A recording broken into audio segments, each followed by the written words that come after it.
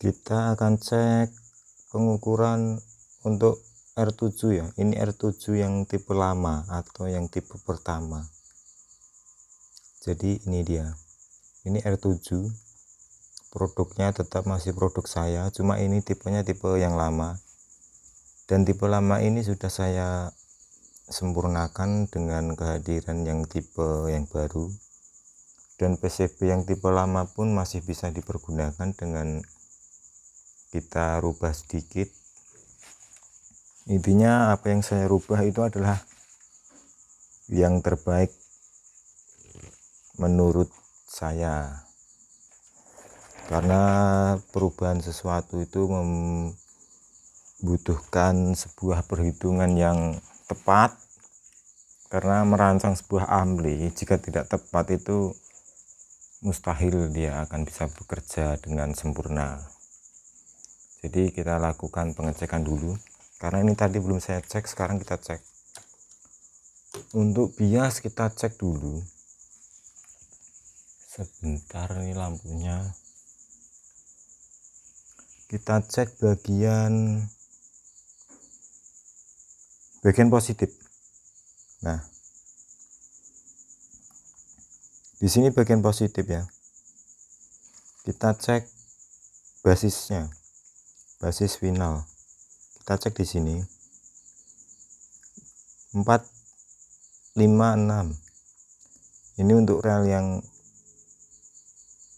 positif 456, dan di sini untuk rel yang negatif 456 sama. Jadi sama ya teman-teman nih. Jadi kalau selisih angka di belakangnya itu tidak masalah, karena itu hanyalah nilai koma. Sebentar, ini agak kendor.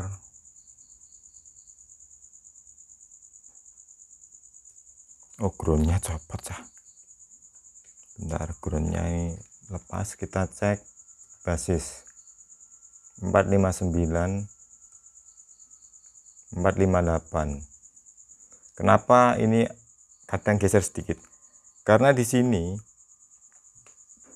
thermal transistor biasnya belum bekerja. Ini di sini ini nih. Karena thermal TR ini dia akan bekerja jika transistor PNP dan NPN itu menjadi satu dalam sebuah pendingin. Karena ini nanti dia akan menyerap panas dan thermalnya akan bekerja. Jadi panas yang diantarkan antara PNP dan NPN itu menjadi satu suhu dalam satu pendingin. Jadi tidak boleh terpisah ya kalau pendinginnya ya. Kita cek lagi untuk memastikan. Di sini basisnya. Nah, sekarang naik karena ini sudah sangat panas sekali ini. 460. Tetapi tetap konsisten sama. Kalau dibulatkan seperti ini ya. 46 45. Nah, ini saya rasa sudah keadaan idle atau standby. Dalam arti idle itu sudah suhunya dia sudah merata atau sudah panas dalam titik puncaknya sebuah transistor. Karena di sini kalau dipegang ini panas sekali. Nah, jadi kalau ada orang yang bertanya, ini kenapa panas sekali?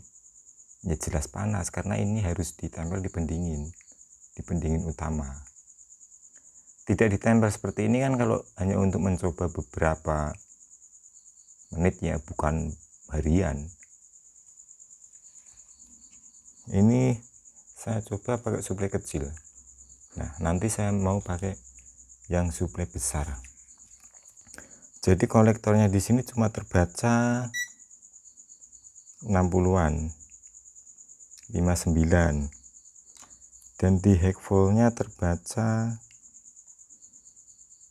60 120 DC.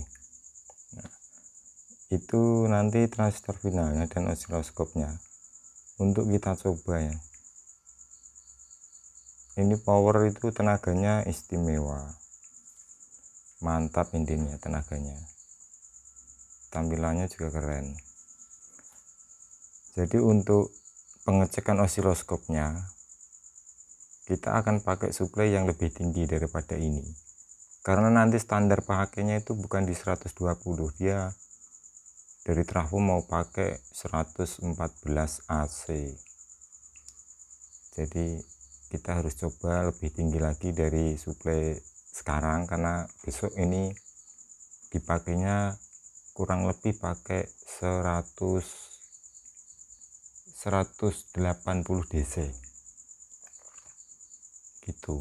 Jadi kita harus coba di load, kita lihat wattnya seberapa besar dengan osiloskop ini.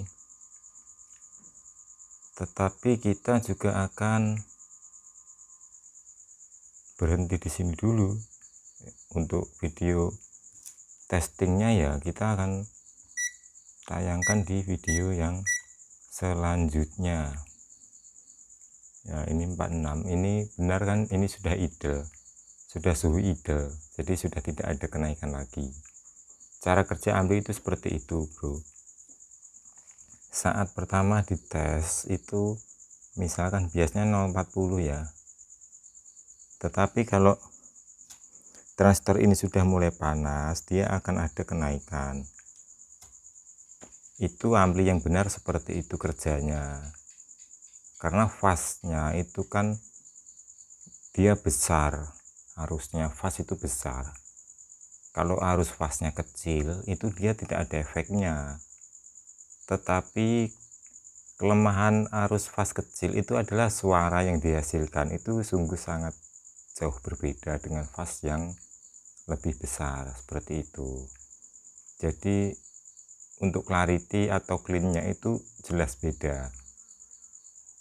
Jangan berhenti di situ, belajar elektronik itu banyak, apalagi soal amplifier itu banyak sekali, tidak ada habis-habisnya jika dipelajari. Oke, saksikan pengukurannya di video selanjutnya ya. Ini adalah pengetesan bias saja. Jadi jika bias ketemunya seperti ini, itu artinya ini power sudah sangat stabil ya. Nah, artinya power sudah sangat stabil. Jadi kalau di basisnya driver itu truknya hampir 1 volt. Nah, hampir 1 volt yaitu 96. Yang di sini juga basisnya. Bentar, 95 sama persis ya. 96, sorry. Agak goyang. Nah, 96 di sini juga 96 harusnya. Bentar, karena ini besok sudah akan saya kirim. Kita next pengukuran, ikuti terus video ini, karena setiap pesanan kit power seleksinya seperti ini, harus dites dengan osiloskop itu, karena kelas H itu wajib punya, harus dites. Kelas A maupun kelas AB lebih baik ya harus dicek seperti ini.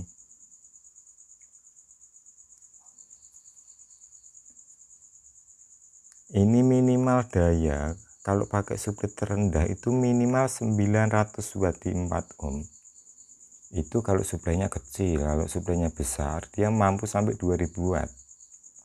Bayangkan power segini mampu 2000 watt loh bos. 2000 watt itu sampai kalau beli power pabrikan itu harganya sudah lebih dari 7 juta. Nah, bayangkan ini rakitan murah meriah, 500.000 sudah menghasilkan daya yang sebesar itu dengan transistor 6 set, 7 set dengan drivernya. Ini tipenya 2U. Nah, seri R7 ini sudah saya modif sedikit penyempurnaan